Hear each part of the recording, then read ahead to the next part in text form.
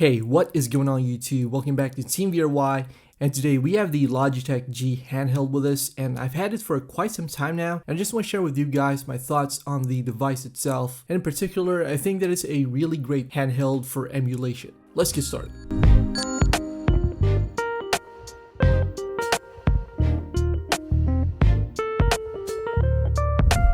Right, so I have been a fan of portable gaming for some time now. I suppose it's safe to say that when they announced the Logitech handheld, it really got my interest. After all, it's a dedicated gaming device from a big brand that specializes in gaming peripherals, and it seemed like a recipe for a winning combination. On the other hand, its existence has been dismissed by many due to the presence of more powerful handhelds like the Steam Deck and the ROG Ally, for example. Additionally, some were skeptical about its focus on cloud-based gaming, and it's a feature that most smartphones can do nowadays. After all, why would you spend money on a second device that does something that your smartphone can already do? With that in mind though, I decided to go forward and spend some time with the Logitech handheld with one big objective in mind. Now if you guys want to check out the handheld itself, I will drop some links below, as well as links to our other gaming related videos here on Team VRY. With that said, let's get started. So when Logitech announced the device, they made it perfectly clear that the handheld's biggest selling point was its ability to let you play your favorite games using cloud streaming technology. And of course, it does support apps like Microsoft's Xbox Cloud Gaming Service and Nvidia GeForce Now, to name a couple. At the same time though, it didn't shy away from informing people that it ran on Android. So this means a realm of possibilities in terms of gaming, and I'm not just talking about Android games.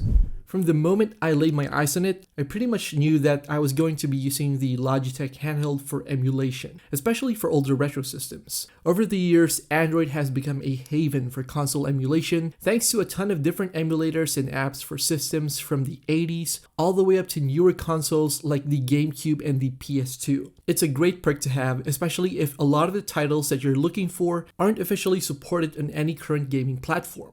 Now in terms of user experience, there's a lot of things that the device gets right. It's got a responsive touchscreen with a sharp 9020 by 1080 pixel resolution, and it feels comfortable to use for lengthy gaming sessions thanks to the grips on the left and right sides of the device, which I think improve handling in general. And while the handheld isn't exactly a performance powerhouse due to the mid-range Snapdragon 720G inside and 4 gigs of RAM, it was good enough for a lot of the games that I was planning to use it with. As for controls, there's a full set of controller inputs on the Logitech handheld, and it comes with everything from start and select buttons down to the shoulder and trigger inputs. As most emulators support button mapping, the full set of controls on the Logitech G Handheld was a much welcome feature. Battery endurance, I have to say, was pretty impressive, although it does take a bit long to charge. As for performance itself, the device managed to handle my particular selection of games, which mostly revolve around Game Boy Advance, PlayStation 1, and PSP games. Game Boy Advance and PS1 games were able to run on the device without any hitches, which is understandable given the age of the systems that they were originally meant to be played on. PSP games were mostly fine, and even graphically heavy games such as God of War, Ghost of Sparta, and Tekken 6 were able to run on the device. There were some games that ran a bit iffy though, although this is probably caused by the limitations of the emulation app that I was using.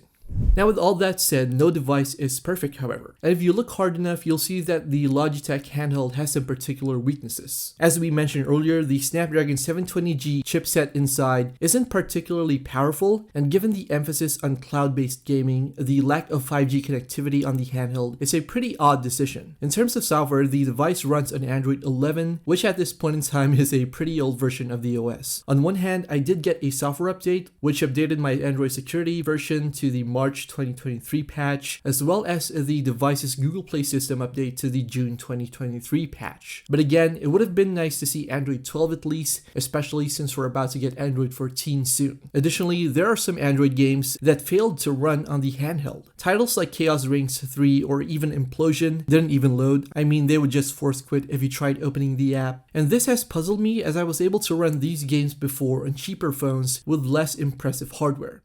At the end of the day though, the biggest consideration we'll have to make about the Logitech handheld is its price. At 350 bucks, it's not exactly cheap, and considering that you can get something like the Nintendo Switch for the same price with a more solid library of games, it'll definitely make you think twice about picking up the Logitech Handheld. For emulation though, there's not much that this device gets wrong, and although it doesn't pack extremely powerful hardware compared to competing devices, there's a lot of fun to be had with the Logitech Handheld, although I do wish that it was cheaper.